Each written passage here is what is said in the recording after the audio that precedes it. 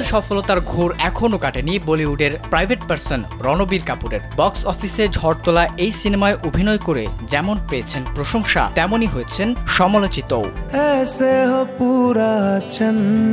রণবীর বরাবরই নিজের জীবনের সিদ্ধান্ত নিজে নিতেই পছন্দ করেন। খুব কাছের কারোর সাথে পরামর্শ করলেও অন্যের কথায় চলার মতো মানুষ নন তিনি।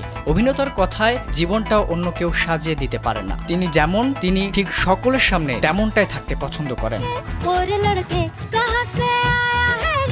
একটি প্রবাদ বাক্য রয়েছে, নিজের ঢোল নিজে পেটানো। সিনে অঙ্গনে এই ঢোল পেটানোর কাজটা করে থাকেন পিয়ার। পাবলিসিটির দায়িত্ব কোনো একটি পিয়ার সংস্থাকে দিলেই কাজ শেষ। বাংলাদেশের একমাত্র মাল্টিন্যাশনাল টাইলস ব্র্যান্ড আরএকে সিরামিক্স। তবে রণবীর চান না তার ব্যক্তিগত সিদ্ধান্তে কেউ হস্তক্ষেপ করুক। আর সেই কারণেই অভিনেতা পাবলিক রিলেশন অফিসারের শরণাপন্ন হননি। নিজের কাজ নিজে নিয়ম মতো গুছিয়ে নিতে পারেন। এক সাক্ষাৎকারে এমনটাই দাবি করতে শোনা যায় সুপারস্টারকে। ভারতীয় এক গণমাধ্যমে রণবীর জানান, যখনই একজন পিয়ারকে রাখা হয় তখনই এক অভিনেতার মৃত্যু ঘটে, কারণ তারা অভিনেতার জীবনটা তাদের চিন্তা মতো সাজিয়ে নিতে চান। যেমনটা তারা দেখাতে চান তেমনটাই সকলে দেখে। অভিনেতাকে চিনতে শুরু করে, অনুষ্ঠানে পরিকল্পনা করে হাজির হওয়া, যেটা পিয়ারদের কথায় করে থাকেন অভিনেতারা। ব্যক্তি সিদ্ধান্তের কোনো মূল্য থাকে না, তখনই নিজেকে হারিয়ে ফেলতে হয়। পিয়ারদের দেখানো পথে হাঁটতে গিয়ে দর্শক দেখলেন অভিনেতা এই দান খয়রাতের সঙ্গে যুক্ত, কিন্তু আসলে তিনি এমনটা নয়। তাকে এমন ভাবে সাজিয়ে তোলা হয়।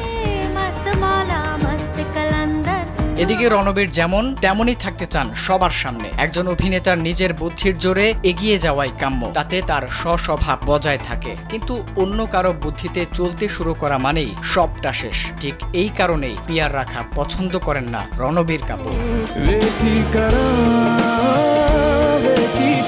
ভারতের প্রখ্যাত নির্মাতা সঞ্জয় লীলা বানসালের সাওয়ারিয়া সিনেমা দিয়েই বড় পর্দায় অভিষেক হয় রণবীর কাপুরের। ক্যারিয়ারের নানা উত্থান পতন এলেও নিয়ম মেনেই কাজ করে গেছেন তিনি। ভবিষ্যতে এই অভিনেতাকে আবারও দেখা যাবে সঞ্জয় লীলার লাভ অ্যান্ড ওয়ার ছবিতে। সেখানে তার সঙ্গে থাকছেন স্ত্রী আলিয়া ভাট, ভিকি কৌশল সহ অনেকে।